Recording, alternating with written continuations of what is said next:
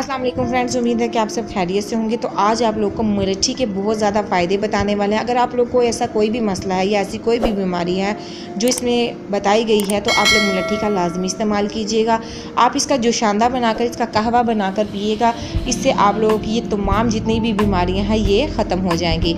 मुलट्ठी की जड़ चूसने से खांसी और दमा में फ़ायदा होता है, प्यास की शिद्दत को कम करती है और इसकी जड़ चूसने के बाद इंसान 12 दिन तक ज़िंदा रह सकता है बग़ैर पानी के।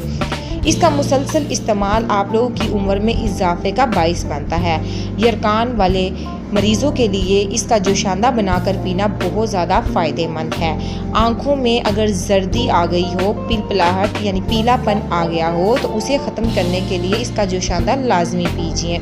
इसका जोशांदा पीने से बलगम जो है वो उल्टी के ज़रिए यानी कै के ज़रिए ख़ारिज होना शुरू हो जाती है। उसके बाद फेफड़ों की नालियों को ये मुकम्मल तौर पर साफ़ कर देता है।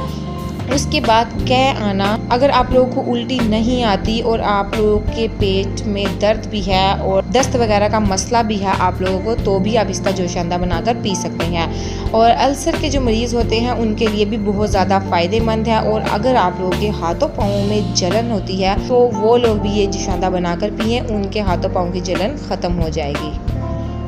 वीडियो इन्फॉर्मेटिव है, दूसरों तक लाजमी शेयर कीजिएगा। Thank you for watching my video.